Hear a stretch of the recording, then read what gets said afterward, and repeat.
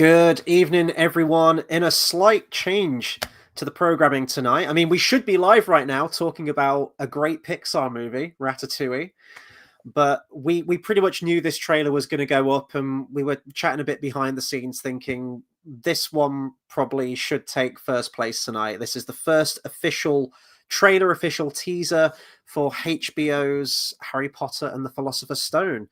Yeah, we're jumping back into the wizarding world with this one. I mean, this has been in the pipeline for quite a while now. If you've been following the behind the scenes of it, the various casting controversies and whatnot with this thing, um, it was only a matter of time before they got Harry Potter, wasn't it, in the wizarding world? I mean, you've had Star Trek, Doctor Who, Star Wars, Lord of the Rings, with Rings of Power, everything falling to the wayside. And I feel like Harry Potter was one of those last vestiges of those franchises, which I don't know. I haven't seen the trailer yet. We're going to be doing a trailer reaction in just a second.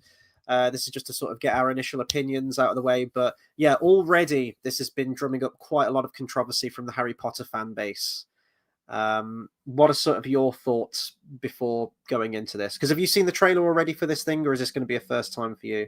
This will be like the first proper. I've seen stills. I've seen stills of it. I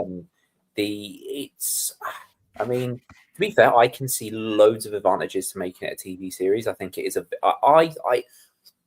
when people say we had the movies, why do a TV series? I don't agree with that. I think we can make a TV series because I think, especially after from 4 onwards, they get very long.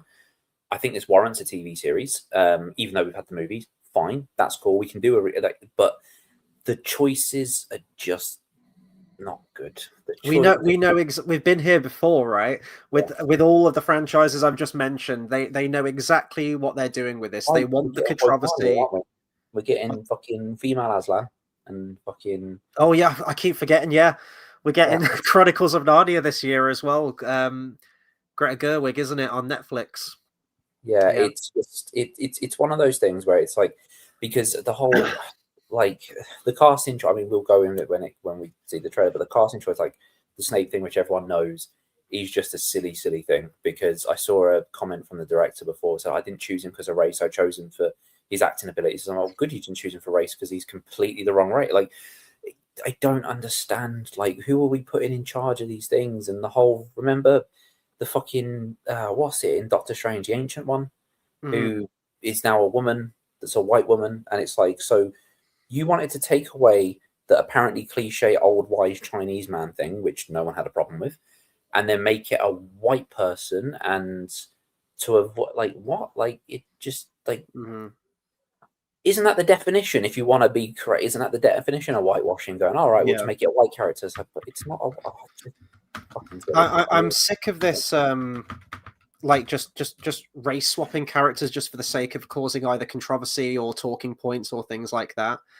Derpy says, "Did you see it yet? Cry about it much? We're going to be watching it in just a second. This is sort of the preamble, sort of where we're coming into this. To be fair, this is not off topic too much, but it's not really off topic because it goes with the race swapping thing. But I saw a news article come up saying the UN has has agreed that slavery was the biggest crime in history or something like that. So it came up with, and as I say, the reason that's not a complete completely irrelevant is because what I'm saying, it's just one of those things. It's okay, fine. I don't know what that accomplishes, but do you get what I mean? It's these things are race swapping, doing those things of we're talking about something that's why is this an issue?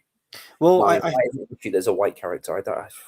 I think what ultimately the snowball effect with the casting changes of this is actually within the fabric of the story. It's going to get very awkward with certain plot points, things that are said to certain characters, the whole mudblood thing being brought into it, but mostly, especially with Snape,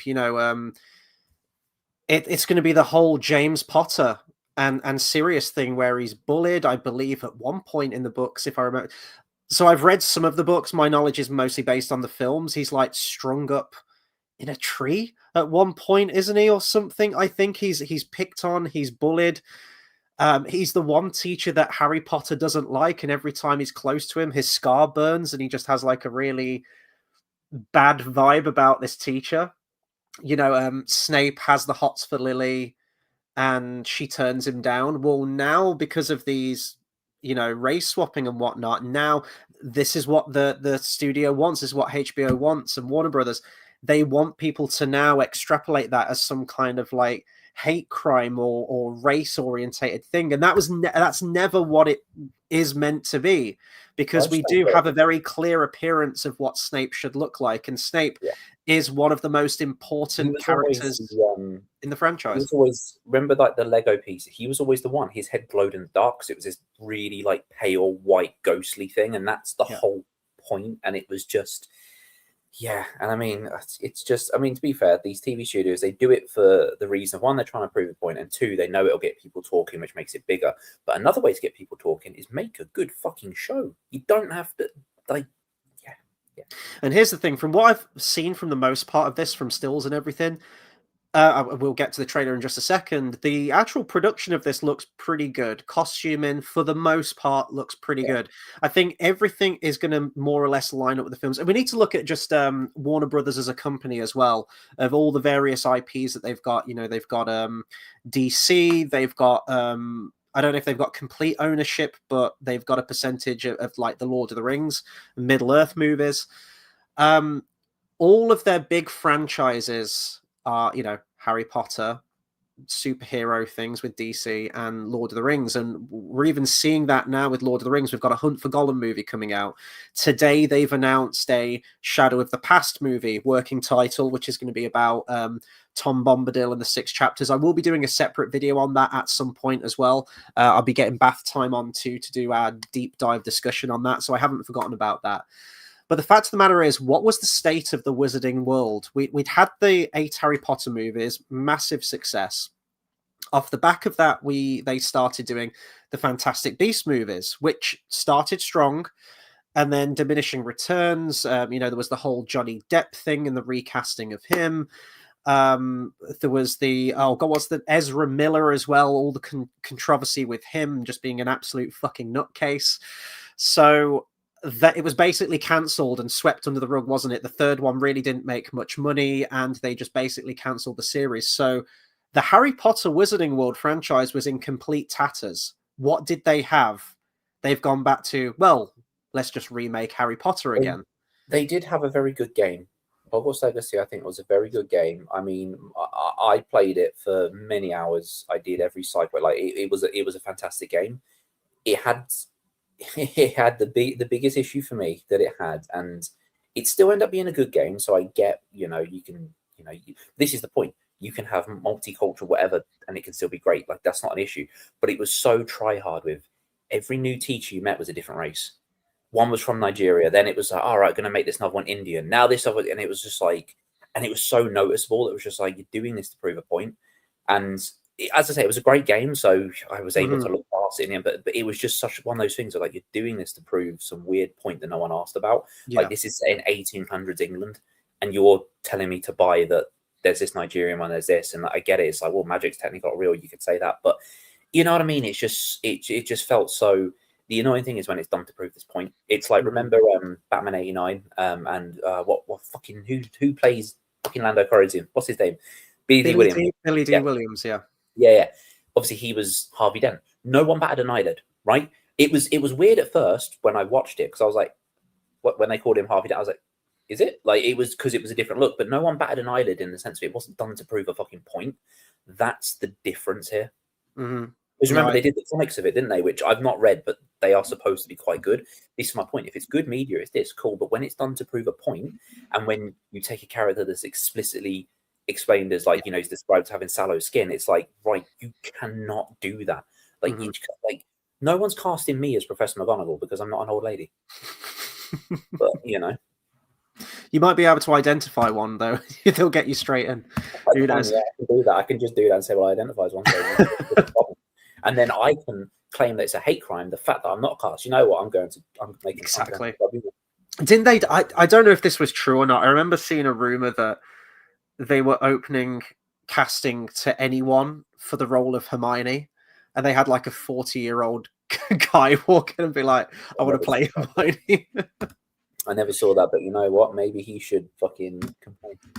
Why not? Let's get to a few comments, and then we're going to get to the trailer reaction proper in a minute. We've got Robin, who says, "I didn't know either of you were into Harry Potter." Pretty much like anyone our age group, it was massive, wasn't it? Yeah. Yeah, to be fair, it won't. I mean, I think we'll go more into it when we're doing the thing at the end of the year, which I know this now comes out when, so we're going to have to. We're going to have to start that even earlier. But, yeah. But it was, for instance, when we were kids and when they both came, was Harry Potter and Lord of the Rings. They were the two biggest things. I remember I was more into Harry Potter. I know you drifted more to Lord of the Rings. I had never read it, watched it until last year. So, but like I drifted towards Harry Potter, and you know, it was so yeah, they were the two big things. But as a kid, massively. Mm-hmm. And then Robin says, Snape means the world to me for personal issues. I already wrote this series off early on. I think a lot of people have. And Chris, Snape is flipped upside down and his very old underwear displayed. This is when Harry learns that James was not a nice person. That's it. Yeah. That's your father was a swine, isn't it? Is it that moment? Oh man, R.I.P. to Alan Rickman. I'm still not over that shit, man. We used to work together. I won't say where we used to work together, but and the news came in on the day, and it was horrible because wasn't it when Lemmy died? But Lemmy died, Alan Rickman died, and Bowie died, all within like a couple of weeks of each other, wasn't it? Yeah, and then Carrie Fisher died at the end of that year. Yeah, and I remember I was working on Tills. And the news came out that Alan Rickman died, and I had to stand and serve, and I just wanted to break down because he was one of my favorite actors. Was an absolute national treasure. He was incredible in everything that he was in. Really, really fun. And here's the thing: like the level, the casting, the caliber of like British talent that you had within that first movie. It's just unparalleled. Like you're never going to top so much of that. And I'm not saying that you haven't got great talent in this one as well. You've got very, very good actors in this, from what I've seen. But like, what's his name? Robbie Coltrane as Hagrid. Like he just is Hagrid. You know, Maggie Smith. The list goes on. Literally everyone was perfect. I thought pretty much all across the board. So, like, how are you going to top Gary Oldman? Serious. I think they've got. I think for the casting choice I've seen, they do seem all right. You know, I just think there is. I think it's just going to be one of those things where there's going to be a lot of questionable things. Like, why? Mm-hmm. I'll just fire through all of these comments real quick, and then we'll get to the trailer. Robin says, "If there are any Snape questions, shout at me. I may be slightly obsessive." Yeah, I'm going to be relying on... Well, Dale, I know you've read the books probably, well, more than me, in the fact that you have actually read books 6 and 7, which I have on my shelf. I bought them when they first came out, first editions. I still haven't read them. I will be doing again from like next week. Yeah, we need to... through to the end of the year now, so we're right on track with it. Yeah, when was this originally meant to be coming out? Because it's now coming out Christmas. Yeah, now it's Christmas Day. The third thing that's been pushed forward. Scary Movie 6 was pushed forward, which for a week, pushed forward a week because of demand. It's like, okay, you never hear of that shit. And I was like, this is quite cool. And then the new Lego Batman game was pushed forward, and now this has been pushed forward like 4 months. I'm like, what is going on? You never hear of it. We've got Bath Time says, "Big up lads," and says Hogwarts Legacy. The video game. Yeah. And I'm just jumping to Bath Time's comment later on. Says Potter was always very woke, wasn't it? I'd imagine anyone following Rickman will have a bad time, so I think it's quite clever in some ways to cast the furthest possible away from him. I mean, it wasn't always woke, was it? No, I mean, if you just mean that it was... If you go on with Cursed Child and Black Hermione, then yeah. Well, you have characters like... you have the... Is it Parvati Patel? You have the Patel sisters, don't you? I think Cho Chang. I didn't make the names. And then, oh God, what's his? Seamus Finnegan. That's the Seamus Finnegan. Well, no, he's the Irish lad, isn't he?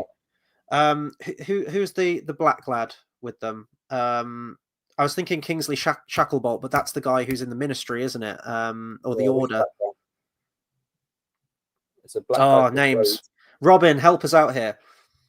There's a black guy called Blaze in the last 2 movies. So yeah, so here's the thing: like, it was already very multicultural, I thought, anyway. with all the array of characters in there and the supporting cast and whatnot. It's like Friends. That was already like there wasn't an issue. Like you had, it's the fact that they had 6 characters that are white. It's like, yeah, like in New York in the 90s, the fact that that is a thing. It's just, yeah. But I don't agree with that point there. Oh well, to be different, let's just cast someone the furthest away from them. When so like after Heath Ledger's Joker, we get Joker in the Suicide Squad, and that film, I mean, that's just a terrible portrayal of the Joker anyway, but it felt like they were really trying hard to do something completely off the wall and crazy and different from what had come before, and we get Jared Leto's Joker. It feels like that. So I don't agree with the fact that, oh well, just because we had someone really good before, we need to go with someone completely off the wall, different to what the character is described as. Because to me, that's a betrayal of the lore and the look of the character, what is established lore of the character and everything. Like things mean things. Let's see. Robin says Hogwarts Legacy was fun, but yes, the woke factor was strong, including the trans bar owner. I've seen that clip. Yeah, that was. I remember when, like, literally when it showed up, I was just like, "Is this trying to make a point that this is like?" I was like in 1894, whenever it's set. I was like, "Is this really?" And then I googled the thing that plays it, and it's a transat, and I'm like, "Why? Why have we?"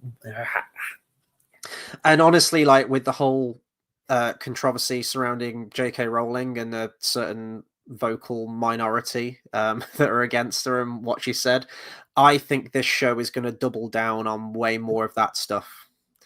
Because I was actually shocked at how little say she has with this show. When it was first announced, I need to try and find the article on this. When the show was originally first announced, I genuinely remember hearing that she was going to be like an executive producer on it. She was going to be a part of it. She would have the ability to sort of veto certain things, certain casting choices or artistic liberties that they're taking with the source material. If they wanted to fundamentally change something massively, she could step in and go, well, no, that's not how it's meant to be. And I think she did have an element of power like that with the original films. And I thought I remembered hearing saying that she was going to be a part of this series. Well, anyway, it very much came to light that she says, this was in a quote from, let me just bring up the article here, trying to find when it was dated from. I wonder if she's been put as executive producer, as like they just kind of paid her and said, look, we'll pay this, we'll put your name on it, but you don't have anything to do with it. Yeah. This was from May last year. That was it. So this was Papa Esidu, I think that's how you pronounce his name, who's playing Snape in this, has very conflicting opinions with J.K. Rowling. It was over like trans rights views, and a lot of people were asking J.K. Rowling, will she sack him from the show because he has very, very differing opinions. And J.K. Rowling, this is a direct quote, this was on X, she said, quote, I don't have the power to sack an actor from the series, and I wouldn't exercise it if I did. I don't believe in taking away people's jobs or livelihoods because they hold legally protected beliefs that differ from mine, end quote. Isn't it funny? And I know this was probably done on purpose because she is quick-witted. It's done on purpose as a whole. That is exactly what the trans community do. They make a fucking point to try and get people sacked from their jobs and do that and ruin their lives because they say one little thing that they don't agree with. So, quite funny. But the main thing there for me is where she says, I don't have the power to sack an actor, which I maybe not directly, but I thought, maybe has she sort of washed her hands of this series? She's like stepped away and going, well, I'm getting paid, so it doesn't matter. I'll cash the check. But yeah, very strange. Let's just get through to a few more comments. We've got edits by Ruby, who says, have any of you guys seen what's that say? Lox Pratt as Jack in Lord of the Flies. He plays a character exactly like Draco, and honestly, I think it's more realistic than Tom Felton. I haven't actually. I have the book Lord of the Flies. I have read that many, many years ago now, but I actually haven't seen. Is that like a film version? Is that a TV show version? But no, how about you, Dale? Have you seen Lox? I've never seen Lord of the Flies. I've never read Lord of the Flies. Very good.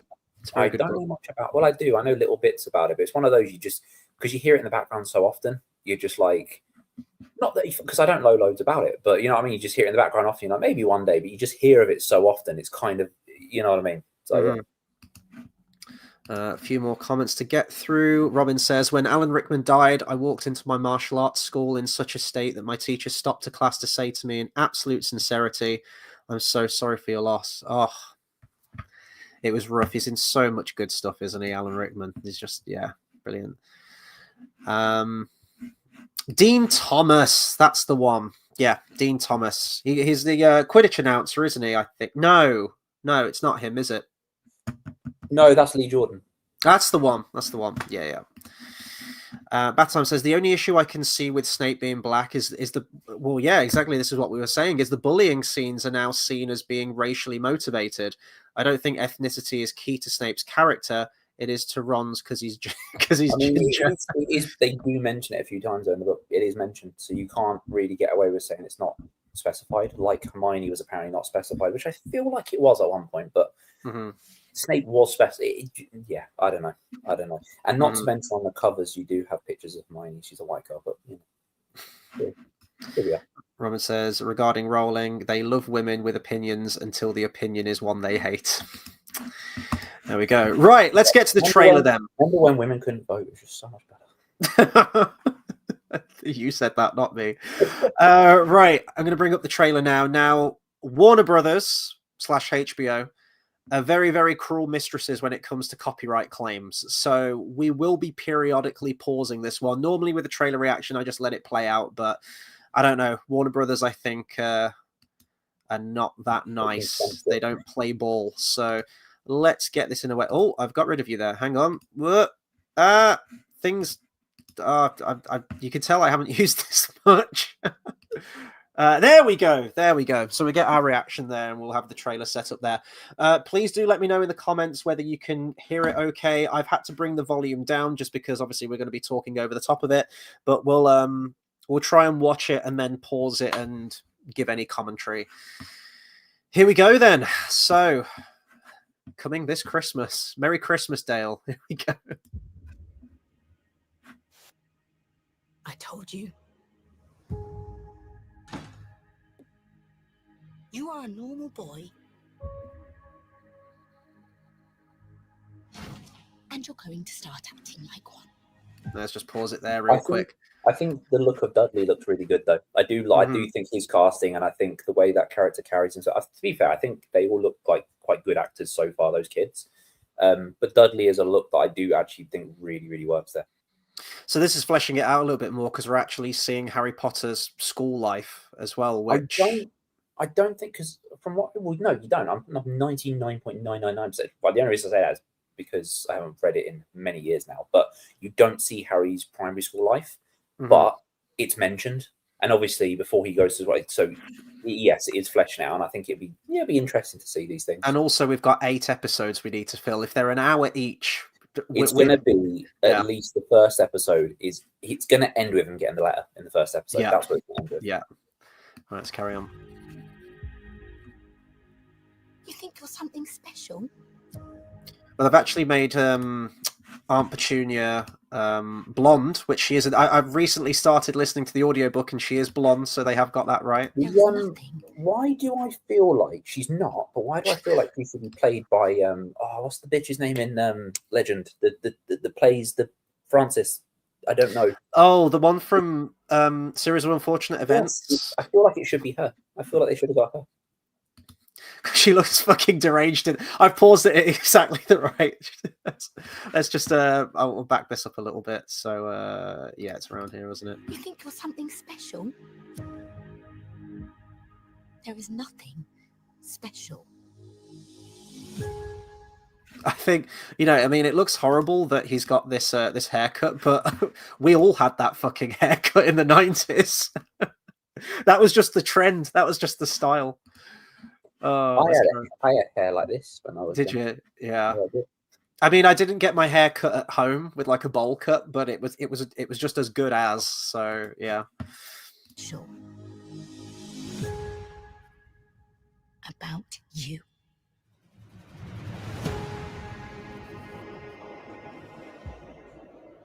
I've always wanted to know about my parents. Just pause it real quick. What do you think to like the cinematography in it so far? Because the shots are quite striking. I think it's got a very different visual flair to it than the original movie. They are, but it looks too much like a drama. It's like a very, like, with the music and the trailer music and the way it is, it looks very like this is a heavy drama, which, fine. I don't know what it's going to turn out like, but it's more of a magical, kid-friendly thing, and this just seems like it's a very dark drama. Like, I always wanted to know about my parents. It's like, oh, what happened? Did they die? Were they brutally murdered? I mean, technically murdered, but you know what I mean? It feels like it's that kind of thing they've gone for. I don't know about at the moment. It's very distinct so far. It's different. It's not something I'm against. I think it looks pretty cool. It's very desaturated. I'm expecting when he gets into the wonderful wizarding world and Diagon Alley, it's going to be filled with colors. Let's just carry on right here and we'll see. Your parents were the kindest, bravest people I ever met. I mean, oh, hang on. Let's just hear the rest of it here. They were funny and clever. Oh, what do we think to Hagrid's voice there with Nick Frost? I think he sounds fucking shit. He sounds like Nick Frost's character in Hot Fuzz. Yeah. He sounds literally he does the same voice, which is fine. He's doing the same voice. I get that. That's not the issue. But it just doesn't sound, because Hagrid in the books is all like, he talks like Robbie Coltrane portrayed him. He's like, it might booming, commanding voice. Yeah, because he's just like Oyer and all that kind of thing. He's got that farmery thing, which he's got, is cool, but it's a little bit, I don't know, just I don't know. Yeah, like a car crash killed Lily and James Potter. Like, is intimidating. When he squares up to Vernon, he's like, never insult Albus Dumbledore in front of me. Whereas this one's like, oh, you're right, Harry. Yeah, we'll see. Let's continue it. People I ever met. They were funny and clever. And they stood up for what they believed was right. Scar's not very prominent, is it? The next time I see you, we'll be in Hogwarts.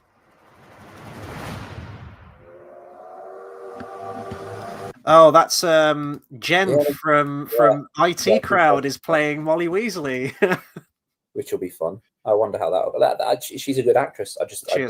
That'll be cool to see.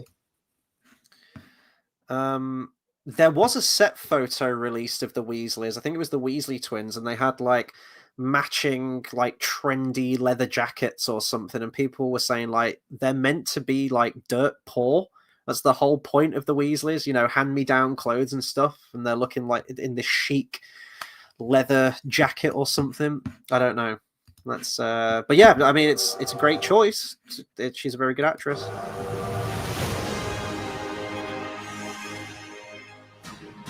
I could just that bit there. I could just hear some like people booing at the screen and throwing popcorn, but they got a name on there.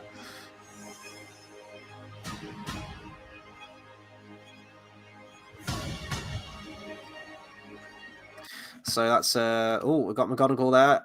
Our first look at the Hogwarts entrance hall.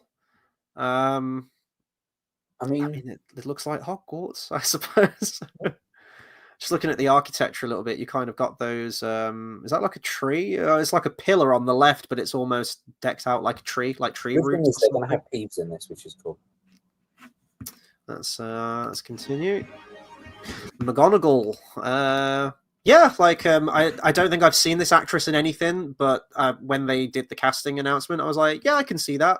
I can see her playing McGonagall. To be fair, the way the casting's gone, that could easily be fucking Flitwick. We don't know yet. Yeah, it's okay. Yeah. Mr. Potter, I think we can expect great things from you. Oh, we got him. Oh, okay. I didn't know he was in the show. That's Ollivander then, isn't it? Mm-hmm. That's Partagaz from Andor, or Qyburn from Game of Thrones. He is a very, very good actor. That's a good choice. Thanks from you.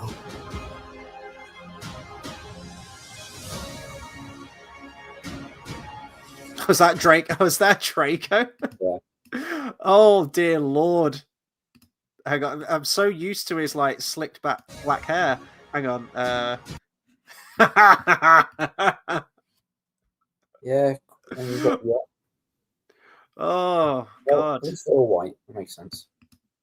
It's the fucking like quiff that he's got going on. So who? So we got probably Crabbe and Goyle, and then who's that Slytherin chick in the book? There is one. Is that Pansy Parkinson? Is that her name? So It yeah, might be something her. they all sound like Marvel characters, don't they? Remember the dude that played Crabbe got sacked after like number 6 because he like He's went to doing prison or something. Yeah, wasn't he like drug dealing or something? Or No, he like participated in like the London riots and like fucking like smashed up a shop or whatever and got put in prison. What a fucking idiot. Let's continue. Let's see who you are.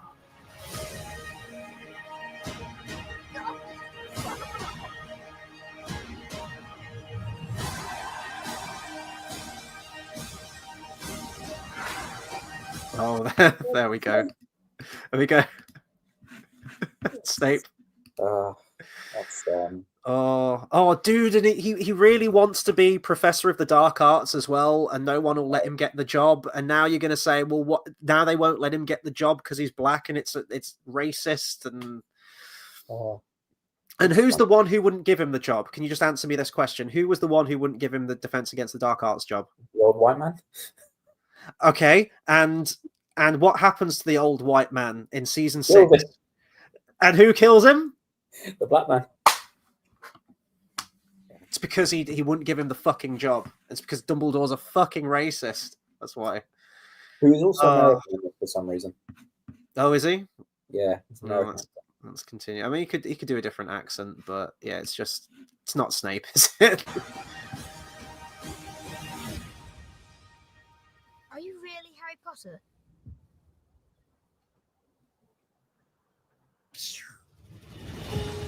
Okay. Do you reckon this because Hans Zimmer's doing the music? I don't like the music. No, okay, I don't dislike it. I think it's good music. I just not, and this isn't because I'm used to the old one. I think I can separate myself from that. I just think it all sounds too like it's a drama. It doesn't, because that little kid joke they had at the end with Ron being up to the scar thing, that felt really out of place. And I feel like it shouldn't have felt out of place because they are kids. Because it was like, all right. But then you're like, but they're kids. They're 11-year-old kids. It makes sense. But the fact that it felt out of place because the whole thing, I think, with that music and it's quite calming. It's not distinctive. It's fine.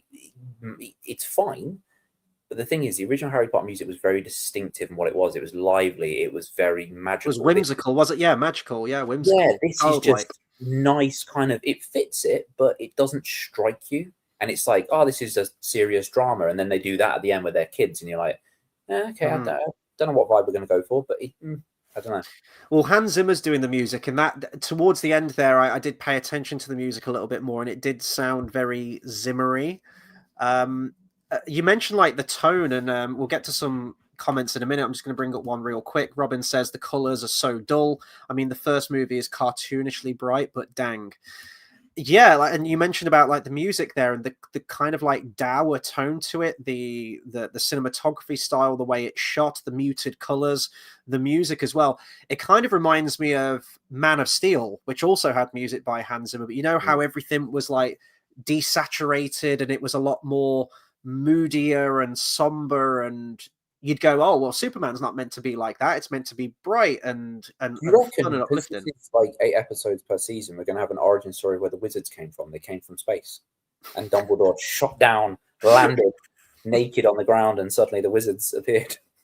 Or like Rings of Power, yeah. Oh god. But here's the thing: like, if you're going with the 8 episode model of a series, I'm sorry, like I know like you probably want to like add more detail in from the book and everything. You do not need 8 hours. Let's just say I don't know how long all the episodes are going to be. They might be different runtimes. Let's just be conservative and just say they're going to be an hour long. You do not need 8 hours to tell the Philosopher's Stone. You really don't. Exemplified wonderfully by the movie, which I think clocks in, is it like 240, 245, something like that, the extended edition? 240, yeah. Yeah. And if you're going to keep that, and it takes 8 hours to tell Philosopher's Stone, which is in hindsight, a very, very small book. It's not a hefty book at all. And then as the series progresses up until, you get to like Goblet of Fire, Order of the Phoenix, which is the biggest book in the series, and even Half-Blood Prince, what, you also going to keep that to 8 episodes as well? It doesn't match your episode structure to the size of the book. And maybe they will do that. Maybe by the time you get to Goblet of Fire, Order of the Phoenix, it will be like a 15 episode series or something like that, or a 20 episode series, God forbid. But I do think that whilst it can be really attractive in one aspect to say, well, we've got an unlimited runtime now, we have 8 hours to tell everything, cover every single page, every single detail there is to cover from the book. But then for the sake of adaptation, sometimes you can go, oh, well, I can understand why that was removed because of pacing, and we don't need to see everything in so much detail. You just want to adapt the story and tell it in the most concise way possible. Do you know what I mean? It's yeah. I mean, as I say, I can. So sorry, I just saw this comment. Snake, yeah. Oh god, that got me. Well done.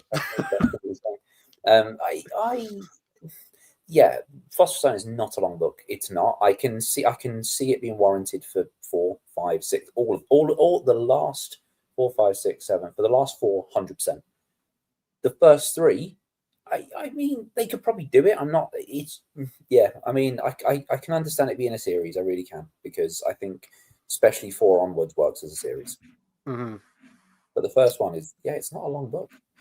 And the tone as well, like we've mentioned that it looks a little bit somber. Bath Time right here says it looks like it's pitched at adult Potter fans so far, which I agree with. You're not really going to get that. You know how there is that, and there is a tonal shift with the Harry Potter films. It was like they were becoming more mature as we, the audience, were as well. We were sort of aging with the characters, with the movies, as the tone got more and more serious and more perilous and life-threatening by the end of it. With this one, we're opening with a very, very somber tone for Philosopher's Stone, which is written in like a really fun way, isn't it? Like you read that book and it is like this whimsical adventure. There is danger in there, but it's not like massively life-threatening and terrifying just yet. I don't feel like you're going to have as an effective transition as you go through the entire series if they maintain this sort of somber tone. Where does that leave us for when we get to Half-Blood Prince or whatever? I just take issue with how much it looks like a drama at the moment. It doesn't look like a fun, whimsical fantasy story. It looks like a drama, and it's like, is that the tone we're going to get for the whole thing? Mm-hmm. Because you've got like the beginning in the school where like Dudley's bullying him. It's like, okay, that fits what it is, and the magic hasn't seeped in yet. Fine. But then is that all going to stay? Because even when they put the magic in, the music didn't rise enough for me. It didn't get to this whole like, now it's magic. It was like, it works. And you're like, we need more than that. You know what I mean? There's more to it works than something that actually pops out, you know? Mm-hmm. I just don't want it to be sort of like generic modern Zimmer music. And I love Hans Zimmer. He's an incredible composer, but a lot of his more modern stuff does get very samey. I don't want them to get to Hogwarts and it's like the Man of Steel soundtrack where it's just like endless drums, like dun dun dun dun dun dun dun, dun, dun, like this. You know, you're not going to top John Williams' score. And I know they had loads of different composers, but John Williams set the stage for the first 3 Harry Potter films and the themes that would continue. It's just, you know, why do we need this show? Because to me, I think that Harry Potter is still very much in the zeitgeist. It still has its fans. It still attracts new fans. You know, the people that grew up with it are showing their kids. Fans that boycott it because of something that didn't even happen. Well, guess what? A fucking name's still attached to the trailer. So there you go. All these people that boycotted the game. Yeah. Bath Time says Hermione was specified. It was something about her pale little face. Yeah, I think. Yeah. I never got that when J.K. Rowling backed the whole Black Hermione thing in Cursed Child. That was weird. I was like, yeah, it was really odd. And to be fair, and I know you said it to me, this little girl that plays Hermione, they have done everything they can to keep from not having a black actress, but making her as dark as possible. Like. This is nothing on the actress that plays her, because obviously from when you see like she does seem really good from when we've had like the clips and everything. She does seem really good. You know, watching Quidditch and her like even like I know you only see little bits, like she didn't get any dialogue in it, but you see her cheering and stuff. She looks like she's a good actress. And I've seen like I think she was in Matilda or something. I've seen like clips of something. Like she's a good choice. I've heard her audition tapes and stuff, like you've heard her dialogue in like the audiobook she's done. She's a very good choice. But what I'm saying is, you see how she, I agree with you. It's literally them just going, we'll get as close as we can. And it's like, but the Black Hermione thing on Cursed Child didn't make any fucking sense to me. That was nothing about Cursed Child makes any sense. Oh, that was, I thought it was one of the worst things. I mean, I've not read it or watched it, and I won't, because no, I have. I watched. What did I watch? I watched the first hour or something, didn't I? Or the first, because I told you about it. And the weird. There's so much wrong with it. But I watched part of it because I was curious what it was about. But it's one of the biggest tropes I hate. When a series finishes, then 10 years later or whatever it was, suddenly, oh, you know that big bad enemy, he's actually got a child. It's like, why does he have a child? And it's like, that's another thing, and I really hate that. Or like Star Wars, oh yeah, but they didn't die. It's fuck off. I hate, those are the two main things I hate. Somehow they had a child, like Palpatine has a granddaughter. Who's Palpatine sleeping with? Come on, it's not a thing. Do you know what I mean? And it's like Voldemort has a daughter, he's sleeping with. No, he's not. Why? No, it's not a thing. And it's like, and I know that came from J.K. Rowling, so like, but still, I hate that. I hate bringing back something and going, oh, but they had an offspring. No, they fucking didn't. They died. We watched them die. Fuck off. Leave them alone. Let's go through some little bits of the trailer again here then. So we'll sort of watch it in piecemeal, but we'll sort of no. click our way through it a little bit more. So I told you. I know the actor that plays Vernon. Not personally. Oh, but... hang on. I messed up. Hang on, let me pause that real quick. Let's get both of us back in the picture and let's do that. That's better. That's what I wanted to do. So let's run it back. So first look at the Dursleys. It looks pretty much like the original movie. It looks 90s. It looks fine. Vernon's a weird thing, only because he doesn't look fat, but no, he's meant to be really. he is described as being very, very large in the book, I think, isn't he? And I know the actor that plays him, and I can't imagine, but you never know. He's a good actor, but I can't imagine him doing that. So I mean, like, look at that, and that does look like the set from the original movie, doesn't it? Like, they've pretty much got that there. And here's the thing: like, I think for the most part, a lot of it will look really, really good. This is his little cupboard under the stairs. Again, it's all there. You are a normal boy. Yeah, like this shot, this was the one that first struck me in terms of like the filming style, like this, tracking him through the corridors and whatnot. I think this is going to be one of the first moments in the show. I can imagine it opening like this, where it's just boom, we're straight in and we're at school with Harry and he's getting picked on. Like all of this. He's going to get picked on at fucking school. He's going to get to Hogwarts. He's going to get picked on. He doesn't have it easy, Harry, does he? And you're going to... But this brings us to a thing here. Like, if we look here, they resemble Crabbe and Goyle. Yeah, well, that's what I was thinking as well. But let's look at Harry's forehead for a second there. What isn't very easily visible? Yeah, the scar. And Bath Time says this as well. Where's his scar?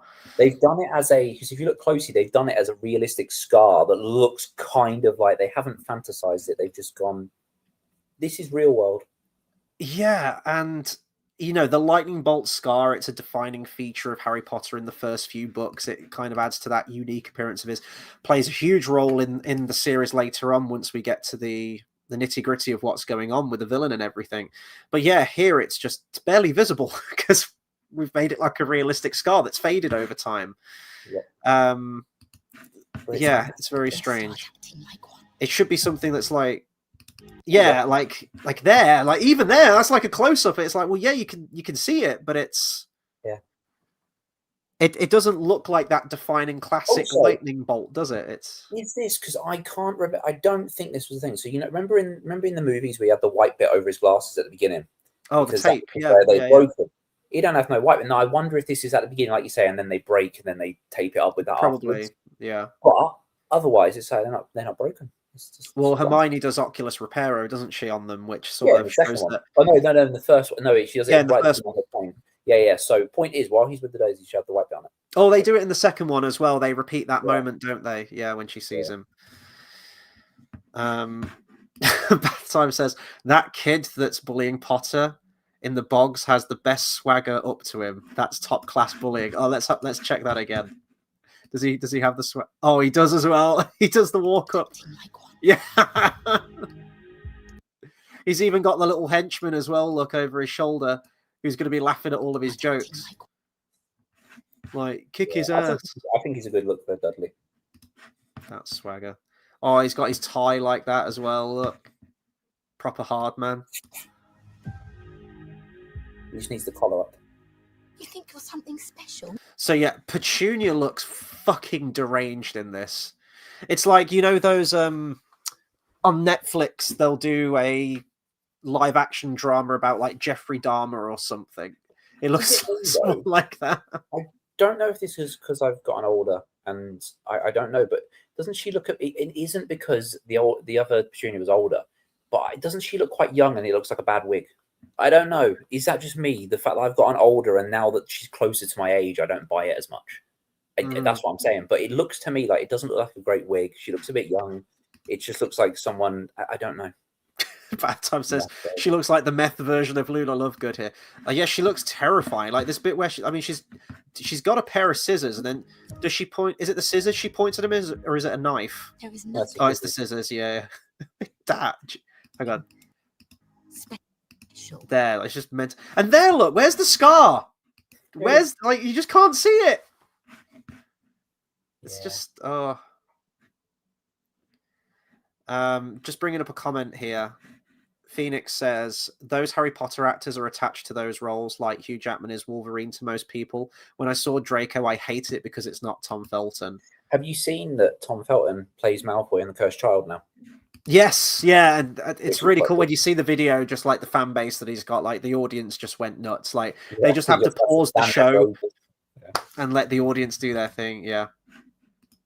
Phoenix says this one looks like she's about to murder Vernon. Yeah. Jesus. Sleep with one eye open with this one. Christ almighty. About you. See, so yeah, got the letter. You mentioned this, like we really like that concept of the letter when you were reading the books as a kid. I think that's probably one of the biggest things that separated it from things like Worst Witch and all that. And I do think it's one of the biggest things because it's something that every kid that, you know, obviously it was a boarding school for wizards and it was like everyone hated school when they were a kid. It was like to get away to this better thing.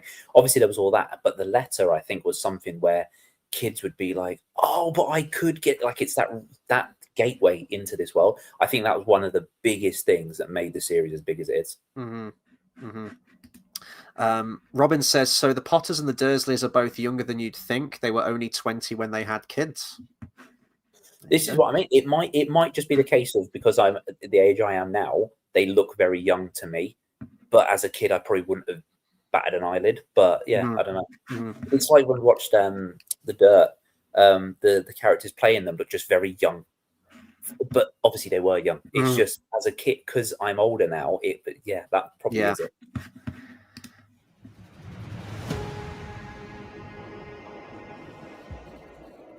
I've always wanted to know about my parents. Like that shot was the one that struck me. I think that's where I paused it actually. In the trailer reaction, I was like, what do you think to the tone of this? Because that shot is not something you'd expect. It's like something from Joker, isn't it? Like where he's on the subway train. I've always wanted to know about my parents. Drama. What it looks like. Your parents were the kindest, bravest people I ever met.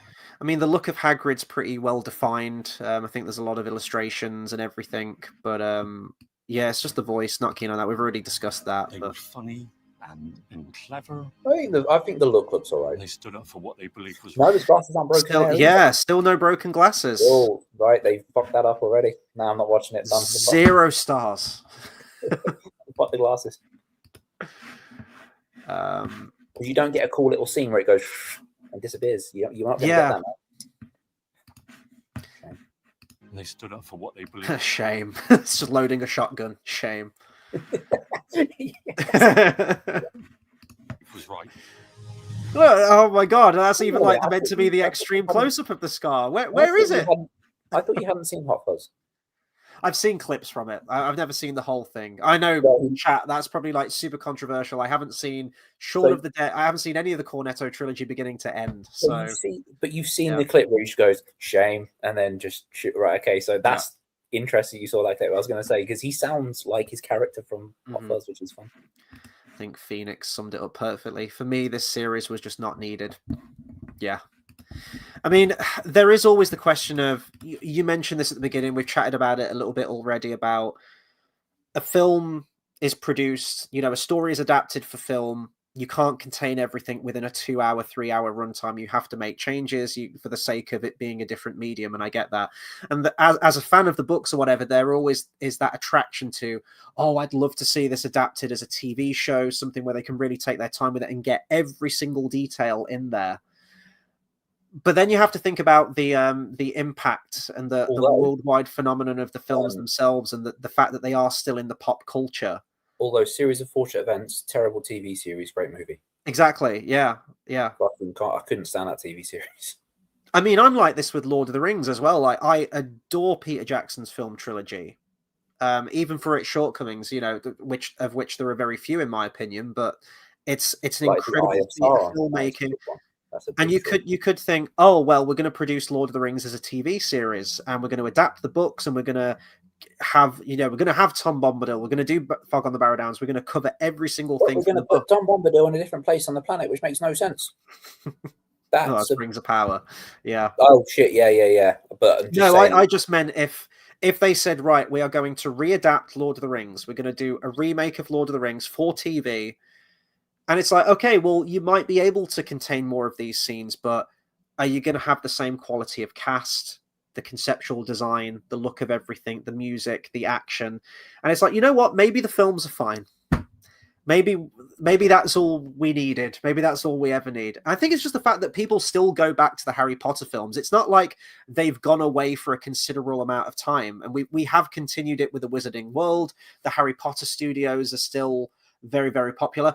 That's a point, actually. What's going to happen with stuff like that? The Harry Potter studios, are they going to maintain the older films as the Harry Potter studios, or are now they going to gut the whole thing and add stuff in from this show as well? I don't know. Are they now going to be forgotten? It's like, oh yeah, well, we've got the new series for the next decade plus, or whatever. It's going to be, isn't it? Probably going to be a series a year, and then they're probably going to take a year off between one of them or something. Well, I don't know, because a lot of TV shows now, they'll bring out a series, and then it will be about 2 or 3 years before you get the next series. Gone are the days where you'd have sort of annual seasons of television. We really don't get that very much now. Just wait till one of the kids says they're them halfway through. Yeah. But they need to get on it quick, because people age quickly. And if you're going to take 2 years between series to get this shit done, that ain't going to work. The kids are going to be about like 35 by the time you finish with everything. It's mad. Let's have a look at a bit more then. The next time I see you, we'll be in Hogwarts. That looks fine. That looks exactly fine. Yeah. Well, I mean, you've got the location, haven't you? So it's yes. So they got the owl right. Hedwig looks exactly the same. Yeah, they haven't race swapped Hedwig. I was expecting like a black owl. Yeah, exactly. Hedwig's fine. Hedwig survived. We're all good. Yeah, we talked about Molly Weasley there. To me, I think I mentioned. I don't know if I mentioned this because I don't know when I would have. But Hedwig's death in the 7th one was the hardest hitting death for me in the whole thing. The way it hit worse than Dobby. All of those people like no, Hedwig was one. Also because how it was written, it was so abrupt. I was like, oh, okay, cool. Oh, that's happened, has it? It was one of them, and I thought it was great. Got Mythic Dawn, who says, I solemnly swear that I am Hobbit Fan Editor's #1 fanboy. Thank you very much, Mythic Dawn. I appreciate you, man. I know you've been around here for a while since we started this channel and before. So, yeah, good to see you, man.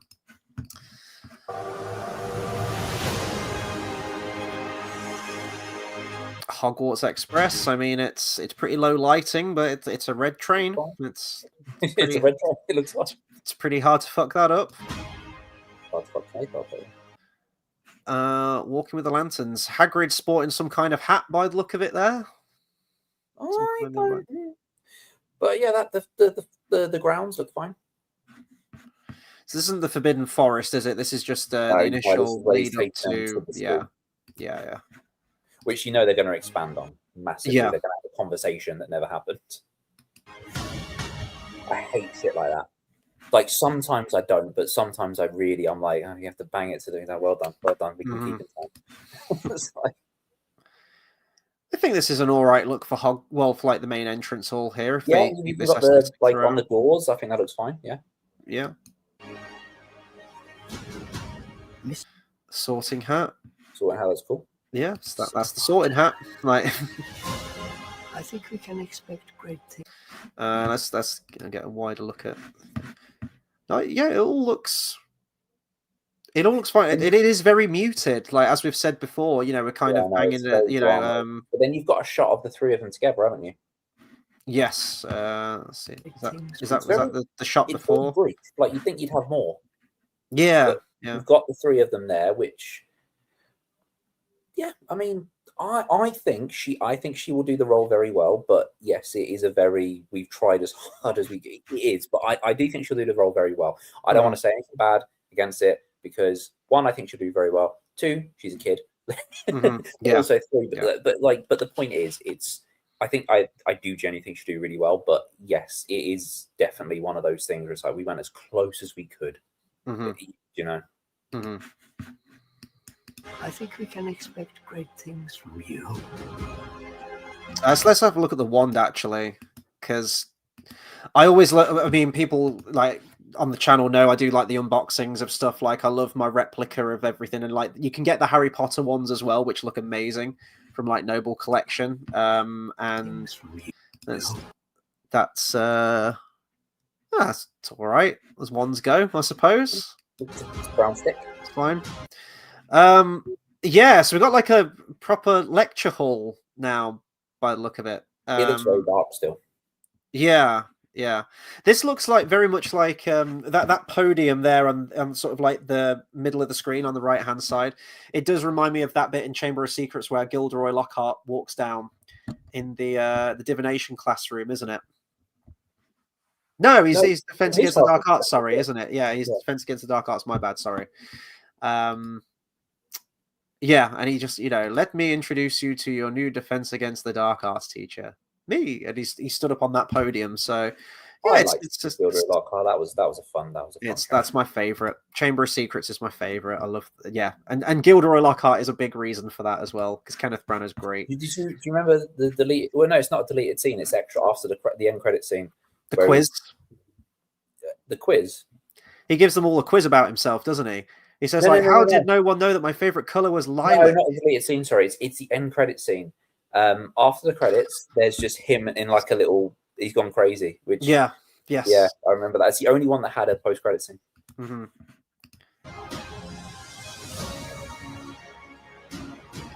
Yeah, Jesus. they're all in perfect synchronization as well, where they take the wands Why out. have they got their wands and he's doing it with his finger? I don't get it. Wait, what?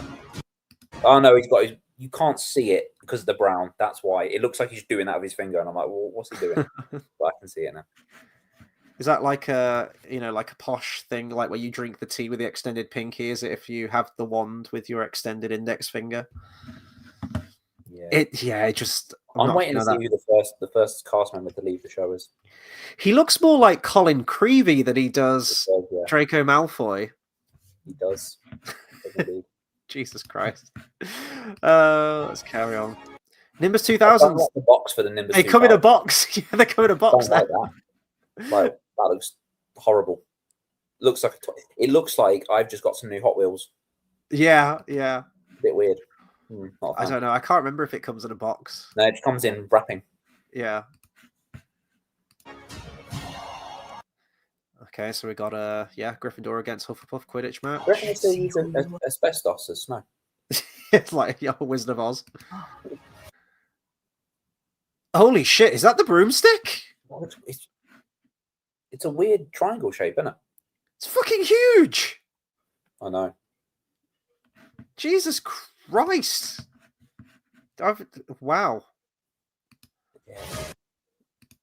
And we've got is that Professor Sprout?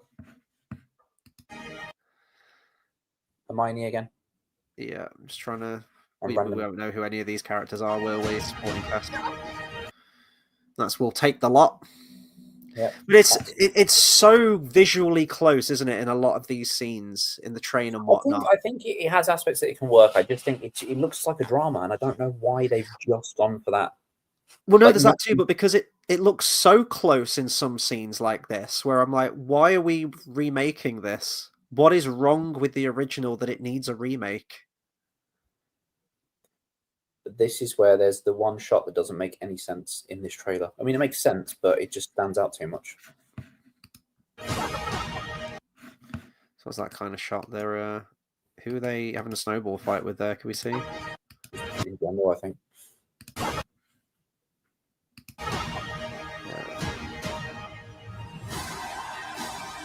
That was one of the pictures they released the other day, wasn't it? The yeah, walking to the Quidditch thing. Roasting marshmallow, yeah, that's fine. Then, I feel like we've said everything we need to say on Snape. Yeah. As Dumbledore, John Lithgow. I mean, it's American. yeah. I mean, he's a great actor. I'm sure he can do like a different accent. I'm not too hung up the on only that. reason I say it is just because remember the originals when she was proper against they had to all be American, every single one, except Vern Troyer does play Flitwick, not Flitwick. What's his name? Griphook. Because Vern Troyer plays his body and Warwick Davis plays his voice. Don't know why they do that. And then Warwick Davis just plays him fully. But yeah, aside from him, all English. I mean, it's a gamble with John Lithgow as well. I mean, the dude's 80 years old. He's going to do exactly the same. He's going to die after season 2. Don't say that. Don't say... No, because you name people, and it happens every time, Dale. Every time you name a celebrity, I named something else recently, which we can't talk about yet. But I named a thing that happened, didn't I? Yeah, you did. You did. And hopefully, John Lithgow will go on to live a very, very long and fruitful life. But I'm just saying, he's 80 years old. And we've got a lot of seasons to get through before he needs to bow out. So, yeah, don't want to be morbid thinking. But... like, I don't know. Let's see. Are you really Harry Potter?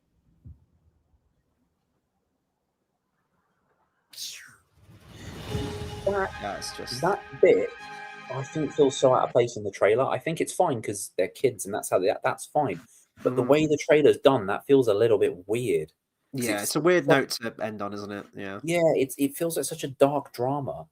And they do that to kind of remind you it's this lively, whimsical thing. And you're like, but that's not the vibe we got from the trailer. It felt like if you didn't know what Harry Potter was, it would be like, oh, there's this proper...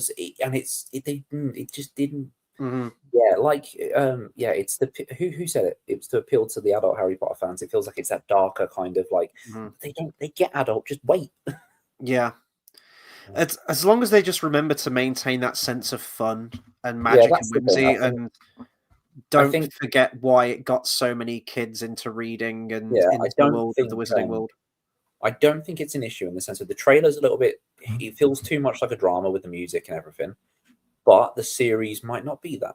But it does feel very like it doesn't feel magical and out there yet. It's not. Well, first impressions are important, aren't they? Like this is marketing. This is to get as many people on board as possible. Yeah, and the thing is, to establish a tone.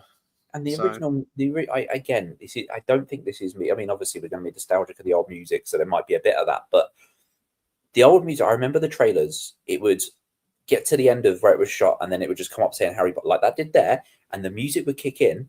And you'd be like, oh, that didn't happen with this. And I get it. Like, there might be a bit of that, but it just didn't happen, did it? It didn't feel like, oh, this is magic now. It was like, we've just kept the same tone that's like, this is dark, there's something, and it's like, yeah. Shall we watch that original trailer for Philosopher's Stone? Cast our minds back and see how they compare? Chat, are you down for it? Like, I haven't seen this trailer since I was a young one. Should we do it as like a frame of comparison? Should we go back to the old one? Compare it to the first ever trailer. Let's just see what chat says. I'm down for it if you are. Like, we won't go through it in like excessive detail, but just to cleanse the palate maybe. But this music here at the end, this is the part where it does seem very Zimmery, and I'm hoping this isn't the Harry Potter main theme. If this is the main theme, I'm gonna fucking kill myself. Yeah. That I think the logo looks fine. I think the typography and stuff looks fine. like that. Yeah, well, it looks like like the actual movies, doesn't it? They just don't. It's just like a flat color this time. Yeah. I do like that they've actually called it Philosopher's Stone, though. I don't know if this is going to get a title change in the US and it's going to be called Sorcerer's Stone. That's one thing I fucking hate in the US, that they change so much shit, and it's like we don't do that over here. Really hate it. Let's go through. Seaworld Man says, "Yeah, agree with you there. And why does it need a remake? Yeah, it's a very, very, very, very valid question. But it doesn't stop people from remaking everything. Speaking of remakes, we're getting Moana live action remake. Why? You get remakes because studios can't make a good movie. They can't make a good story. It's other people that do. They wait for the good story and go, we're going to buy that, and then we're going to milk it, and then we're going to milk it again in another 20 years. I'm just going to see how many dislikes we're up to on the not on our video. Hopefully not. I mean, there's probably some on the HBO video, because I'm very interested to see people's opinion on this so far. I think it's overall it looks better than it does bad, but yeah. So there's 98k thumbs up against 25k thumbs down. That's it's not a ratio, but it's pretty big if you look at the total of. Yeah, I don't know. I give it a few days and see where the land lies. I'll be interested to see what people think of this, but it hasn't got me jazzed. I'm not sort of like completely up in arms about it. I mean, I am about certain decisions in there which we've already discussed, but like I haven't watched this trailer and gone, "Oh, this is like absolutely sacrilegious." But it hasn't dazzled me. I'm just like, why? It's more apathy, honestly, which could be worse than negativity towards it. Just that feeling of, this could come and go and I wouldn't care. Why is this worth my time? Christmas Day as well. Christmas Yeah, Day. I know. Merry fucking Christmas, everyone. Like, I just want to chill and enjoy myself on Christmas, but instead I'm going to have to slog through. And they're going to dump eight episodes of this out at once. Like, that is my whole day, is going to be watching this shit. For you guys, for the review. So, yeah. Understand my sacrifice. By that point, we will have got through the movies as well, so it will all be Harry Potter.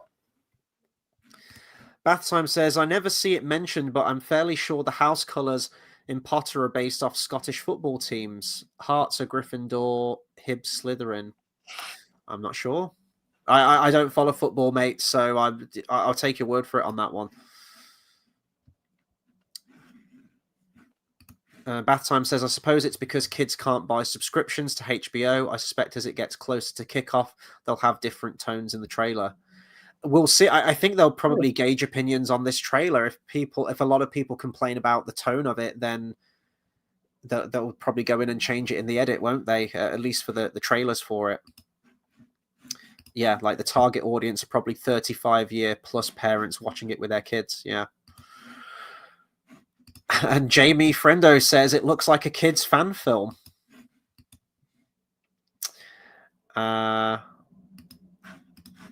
Robin says, Chris, is jazzed a British thing? I've said it for years without knowing where it came from. I don't know. I've always said it, but I don't think I've ever said it. There you go. Right. Let me bring up the trailer for the original then. Philosopher's Stone.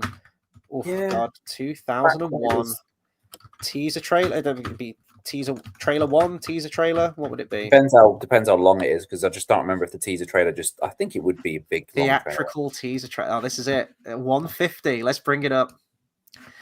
This, I remember going to see this film and getting the trailer for Fellowship of the Ring. It's kind of funny, actually. Like, even 25. God, 25 years on, we've still got that competition of Lord of the Rings and Harry Potter, because like today, for example, Harry Potter releases the teaser trailer, and then also Lord of the Rings is like, hey guys, we got a new movie coming out. It's kind of funny. Let me just share screen real quick. There we go. Right, are you ready? Blast from the past. Frame of comparison here. So this is the original trailer. Let's do it. Oh, mate, the music. Mate, the music already. Already, the music. There's no such thing as magic. It's already a kids' movie in comparison. Oh, do you like that After Effects earthquake effect on the logo? Oh, the effects, the budget. So already the music, very, very whimsical, perfectly captures it, right? John Williams, the magical tone. And I mean, we're just getting a clip show here, really, of everything. Dear Mr. Potter. The colours on the train, I'm already noticing You it. have been accepted to Hogwarts School of Witchcraft and Wizardry. Soon, you and your schoolmates will join us here. That's a great shot, man. Just the Great Hall. And your education in the magical arts shall begin.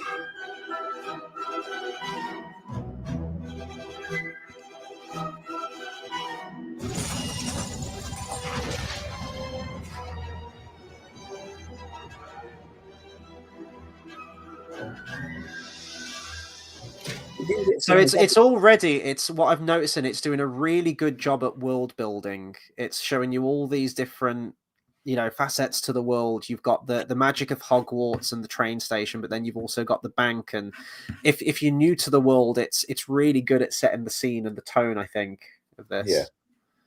Let's carry on.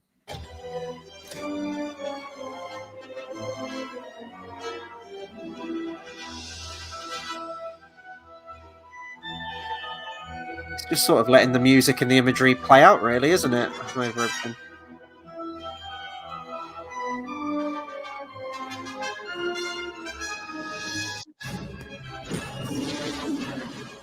Harry, you are the boy who lived.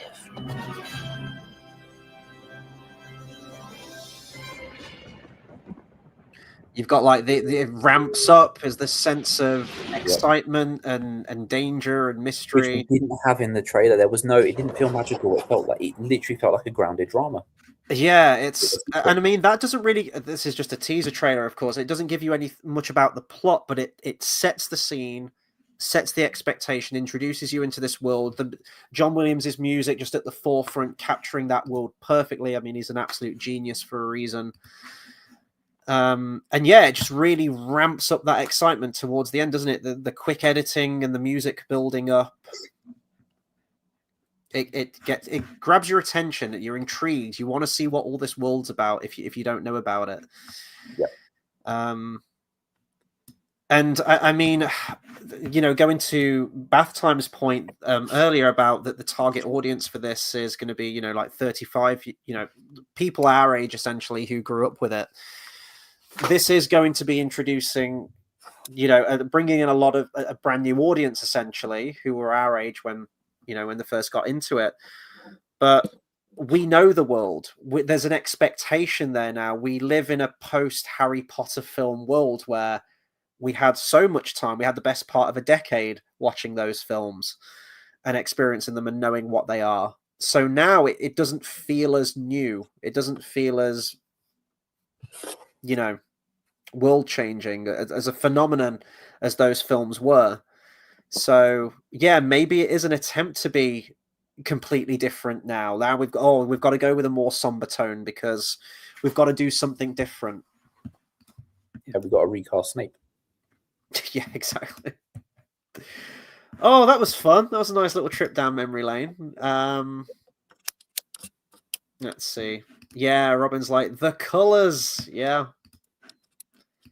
Harry's joy with the letters. Yeah. The way it's shot as well, like just like the how frantic it is, where all the letters come down and everything.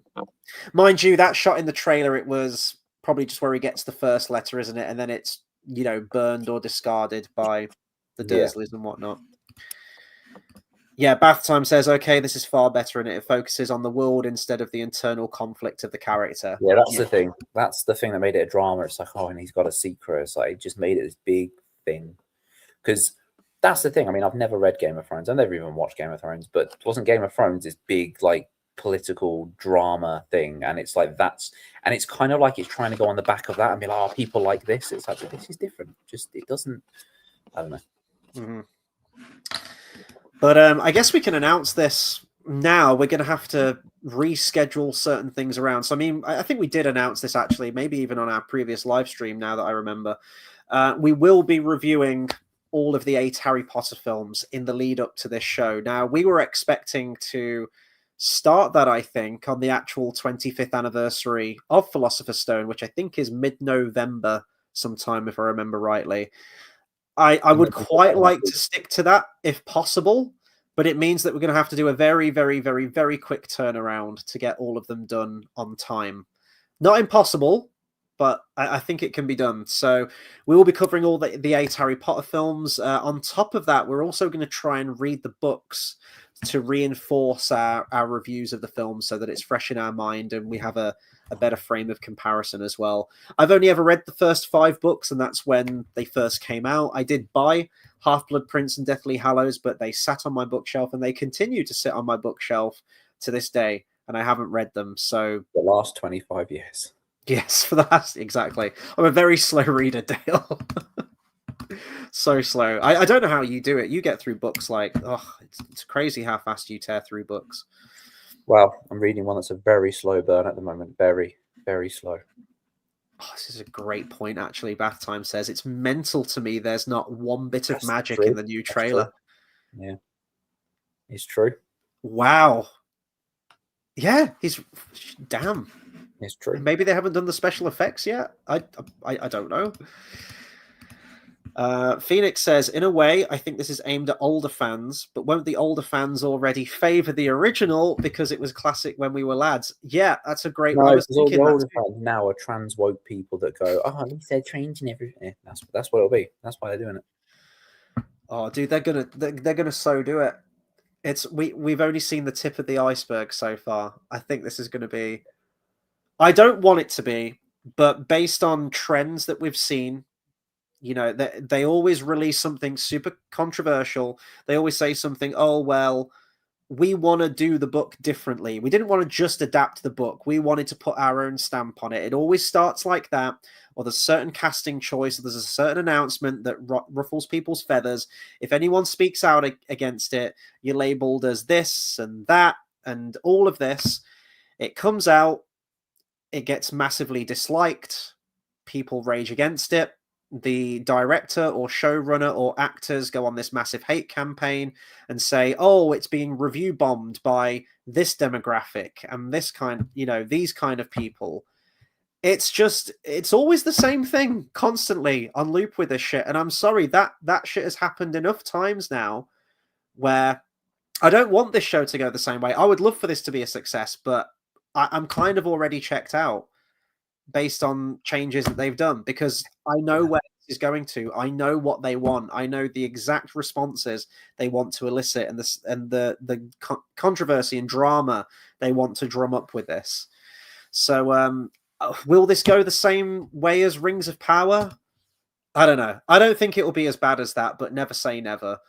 Rings of Power is a special kind of awful. Rings of Power is so bad. It's like a Family Guy joke. You know how Family Guy joke goes on for way too long and it stops being funny, but then it carries on going and going and going to the point where it kind of circles back round to being funny again. Rings of Power is like that. It's so awfully incompetent and terrible and a complete bastardization of the lore that it becomes so incompetent that it's actually kind of entertaining and funny to watch week to week. So, I mean, naked Gandalf that comes from the sky doesn't make sense to me. I know. Gandalf. Robin says, I've said it before, but Stephen Fry's narration of the audiobooks is stellar. I hope you like the last 2, Chris. Yeah, so I have started Philosopher's Stone. I'm not that far into it, but I am listening to the he is great, but he ruined Voldemort's name. He is the reason he is Voldemort, not Voldemort. Mm-hmm. It's supposed to be silent. I'm surprised they couldn't have quality controlled that. Like he says it, and J.K. Rowling, or they listen back to it, and she goes, "Actually, no, I want you to pronounce it like this." To be fair, it might have been she thought that's a good way to pronounce. I don't know, but I know it comes from a French name, and the T is supposed to be silent. Bath Time says, "Of course, it will go the same way. There's loads of stuff about pure bloodlines, oppressed elves. Yeah. Oh God. Oh no. No, this is where they're not going to be allowed to have midgets in it either, are they? Oh, it's going to be like, oh, is Peter Dinklage going to speak out against it? They're not going to be allowed to have midgets. We're going to have the goblins are going to be tall people. Yeah, exactly. And have tall And then that's goblins. going to piss off the little people. You can't please anyone. Like you're going to have tall goblins. The house elves are going to be like, they're going to change them to hedgehogs just because fucking like. Dude, I can't wait. There's going to be a student that's going to have like blue hair with a septum piercing or something, isn't there? There is. That's the thing. And he's Jesus. not going to be called Sirius Black. He's going to be called like Sirius Beige or something. Oh yeah, we can't call him Black. No. Yeah. No. Oh dear. Rotan's name will completely change because they'll think it's racist. Yeah. But that's genuinely a name. Like. Phoenix says, I couldn't get through season 2 of Rings of Power. I stopped at episode 2. Such a horrible show. Well, you know, I would have loved to have stopped that show as well. But thankfully, you know, I've got a great bunch of people that comment along, and everything in Middle-earth, who's, you know, an absolute pleasure to host that show with and do our reviews on it. So you guys and everything in Middle-earth definitely made that whole experience a lot more enjoyable for me. So I hopefully, fingers crossed, we'll be back for season 3. I think is that next year? I think that's coming out. I think thankfully we've got one more year to wait for that, but I've already been seeing a lot of rumors and speculation about what's happening with season 3. They've promised it's going to be the most character focused series yet. I'm like, oh great, thank you. Can't wait. Tom Bombadil to a different part of the world. It doesn't make sense. Well, we're getting more Tom Bombadil now because Stephen Colbert's going to write it, so therefore it's going to be way better, right? More to follow in a separate video about that, by the way. Bath Time says, then they will use the Death Eaters as some kind of analog for Ice, and Voldemort will be fat and ginger. I'm really hoping they don't see, because the Death Eaters obviously have the big tall. I was going to say, do you remember where they look like KKK? I'm really hoping they don't see they don't see the comparison, and they just go, "Oh, we'll just put them in white because it's better," and we get it. And I'm like, yes, dude, Snape becomes one of the Death Eaters. Yeah, he's got to wear the uniform. Isn't it funny though? Because the whole thing, because Snape turned away from the Death Eaters, so technically the Death Eaters are after the Black Man. The people dressed as the KKK are after the Black Man. Do you remember that bit in Scary Movie 3 where he does the rap battle and he throws the hood up? Yeah. George, the hood! Lose the hood! Yeah, but Scary Movie 6 will be good. Yeah, I'm looking forward to that. Fingers crossed.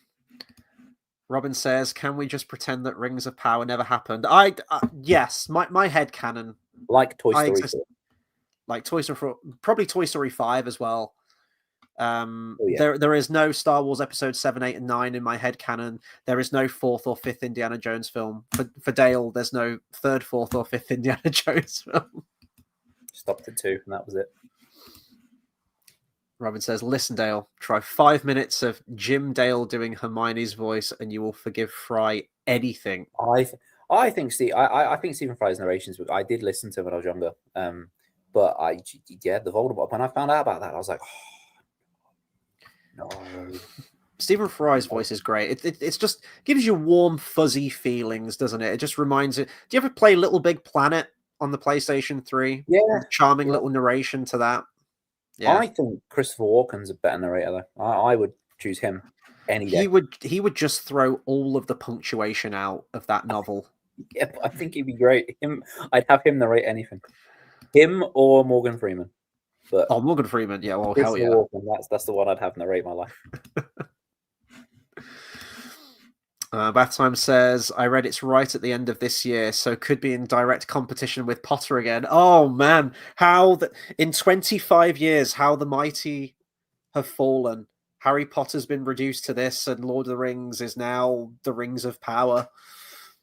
Oh, boy.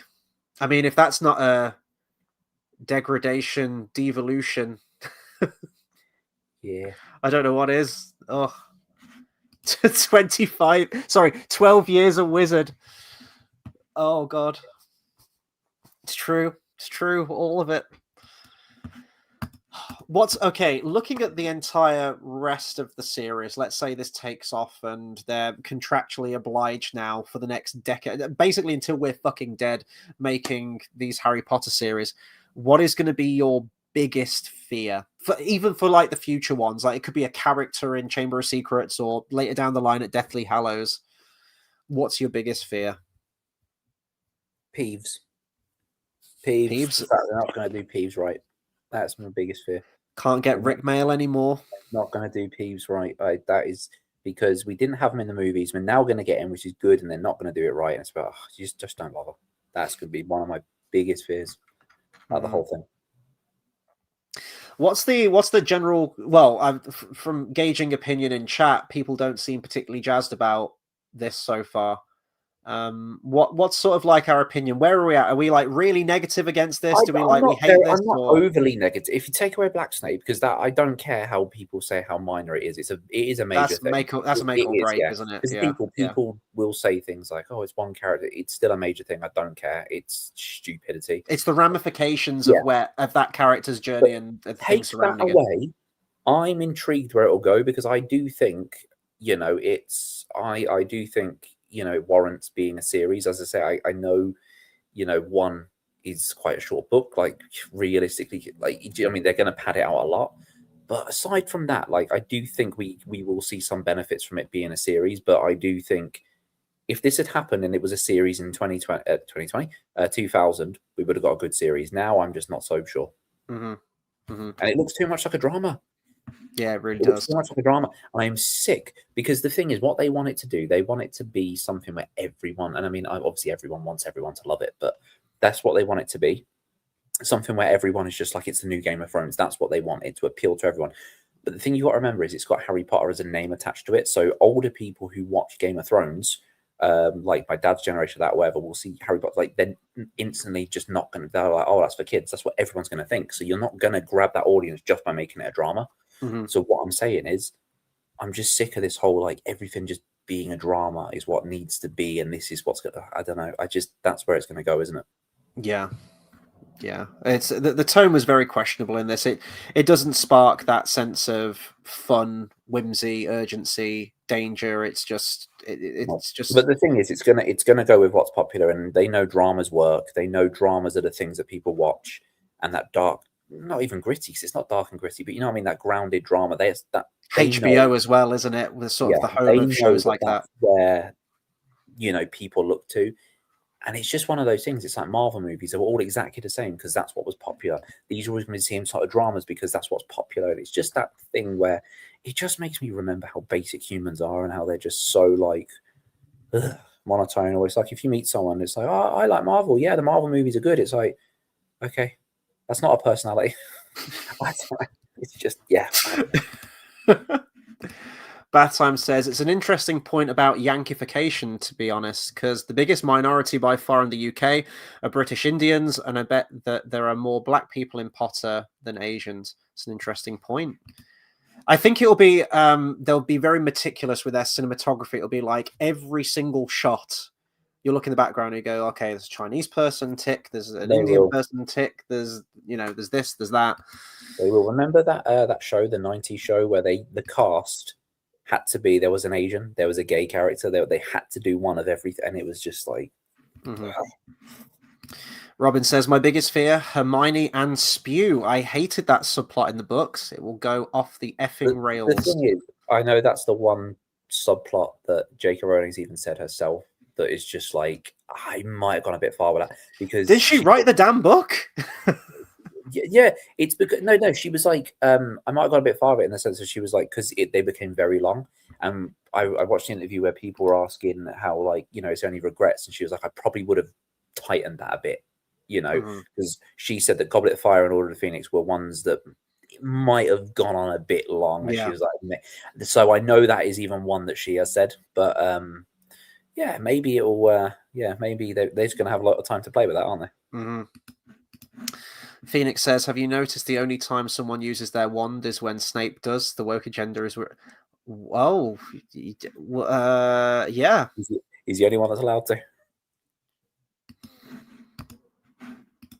Bath Time says they will get the subtlety of that subplot completely wrong in this show. Hermione was shown as well-meaning, but probably wrong in the end. This show will have her as being 100% morally correct in this. Yeah, probably. Just like Wonder Woman in fucking Suicide Squad. That's where you'll get the other people protesting with Hermione. That's where you'll get the blue-haired, septum-pierced wizards. It's like we need like active change. We're going to be militaristic. We're going to lead marches. Yeah. At least he wasn't holding his one sideways. Oh, mate, the jokes and the memes are going to be fucking unreal. People have probably by this. I mean, we've been going for an hour and a half now. By this time, I'm probably going to go on Facebook. The memes will already be there. My favorite one that I saw was when someone said, "To fight the dark arts, one must become the dark arts." That was my favorite. Oh, dude, where are the potions class? Where are they situated in the castle? In the dungeon. We're gonna put we're gonna put the black guy in the dungeons away from everyone. What are we doing? Yeah. They can't be oblivious to all this shit. They know exactly what they're doing. They have to. They have to. Surely, come on. Like, yeah, Papa Lazaro and his fucking. Papa Lazaro. Do you want to buy some kegs, Dave? Oh God. Bath Time says, to be fair to that actor, I heard his Hamlet was really good. He's a proper actor, even if he's miscast. Yeah, here's the thing. Like, I mean, I haven't seen him in anything. I've got nothing against the actor. I would have loved to have seen him in the series. You know, there are multiple characters that he could have played. It's just, yeah, completely miscast as Snape. And I get it. You know, like as an actor, he's offered this gig that basically ties him into a contract for at least the next 8 to 10 years. The pay on it's probably very, very well. It's a prolific name, Harry Potter and everything. But like, if you've got any integrity for the source material, I would go that. Well, that's not like the character, so no, I won't do that. But you know, the money and the fame and being tied to having that on your credentials, like I get it. I completely get why people take that job. But I would like to think the day that he was offered it, his wife was there just going like, "So, oh, they offered me the part of Snape." No, who seriously, who they offer you the part to? Like, do you know what I mean? It's that kind of, it would, yeah, weird, isn't it? Phoenix says Adam Driver being passed on for this show is criminal. I think he could have been good. I mean, he's definitely the best part about the sequel trilogy. Dog shit person, dog shit actor, but look wise, yes. No, I think he's a pretty damn good actor, to be honest. Terrible material for this. I don't mean personally. I just mean I just don't. Yeah, I've got nothing against him. He never hit me. It's fine. Yeah, you just need like a really, like, he looks too well kept for Snape as well. Like, you need someone who's like Grima Wormtongue, like Brad Dourif from The Two Towers. You know how he's like profusely sweating and he's gross and slimy and clammy, like character like that. Anyway, they're going to give Voldemort the Hitler mustache. They're going to go the whole way. Let's do it. So there was rumors, wasn't there, that Ralph Fiennes was in an interview. Is it Rafe Fiennes? Ralph Fiennes? I've heard it pronounced both ways. Check out his real name, by the way. Tell me if there is a more distinguished, posh, British, upper class name. And I think he was in an interview, and didn't he mention that Cillian Murphy was playing Voldemort in this series, or was he misquoted? Did he say, I think that Cillian Murphy would play a good Voldemort? Yeah, because Bath Time says, do you think they've cast Voldemort or Gilderoy? I don't think they will have cast Gilderoy yet. I don't think they've started filming season 2 of this just yet. I haven't seen anything about season 2, although I would imagine that they're probably going to have to go into production on that very, very quickly. Voldemort, I've seen people rumor that it's Cynthia Erivo, but that was after Wicked hype and Dracula and whatnot. What they're going to do, Cedric Diggory is going to be gay, and he's not going to steal Cho Chang from Harry at the ball. They're going to make him gay. I can see it coming. He's going to be the gay poster boy for Hogwarts. That everyone's going to be like, oh, he campaigns for like gay rights. It's so like it's going to be like that. That's what's going to happen. There's going to be a moment. There's going to be like the house flag of Hogwarts, where you've got the red, the yellow, the blue, and the green. It's like, this isn't inclusive enough. We need to make it rainbow. Yeah, we're going to introduce a pink house and a purple house and an orange house. Yeah. Bathime says, I'd fucking love Homelander in this. Imagine him as Gilderoy. Ooh. Yeah, I mean, he's a good actor. I mean, I'm trying to imagine a completely different personality now, but he's a very good actor. I think he could do it. Yeah, I'm not sure. This is the thing, like, and this is just, it could be nostalgia, but I think it is just the level of talent that we had, like the level of British talent in those films. I can't imagine any actors now playing these characters. I'd have the same thing if I was trying to recast the Lord of the Rings. I don't know if I could do it because the casting was so on point for those films. Like, who's someone else that could play Gandalf now? That's not Ian McKellen. I couldn't tell you because the casting is just so on point. Robin says, Brad Dourif creeps me out so bad I deliberately wrote a character into my book based on him who gets struck down by lightning. They could have cast Michael Caine as Dumbledore. Good luck with that. How fun would that have been? If they make anyone gay, it'll be a Weasley twin. I will as well. There's absolutely no way Idris Elba doesn't get a role in this. He'll be Gilderoy. Maybe they'll cast him as Gilderoy. Yeah. Or Sirius Black. They can't do that, can they? They can't do that. That'd be too on the nose, wouldn't it? Do you know they got Simon Pegg as the headmaster in Hogwarts Legacy, didn't they? Oh, did they? Yeah, he played the headmaster. Oh dear. They now they should have got what's his name? Richard Ayoade. They should have got him as like Hagrid. That would have been fun. I could see him being cast in this somewhere. Yeah, me too. I'm just trying to think where, but anywhere, just funny. Because then we've got Jen. Oh, we need Matt Berry in there. Yeah. He'd have been a great Hagrid, do you think? You imagine that voice? Like, he sounds like he's announcing everything. Yeah, he could have... that would have been great. Could have all three of them.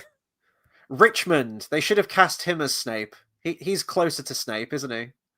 What, fucking Noel Fielding? Yeah. Where he's like Nosferatu. Yeah, that would have been fun. Do you have any absinthe?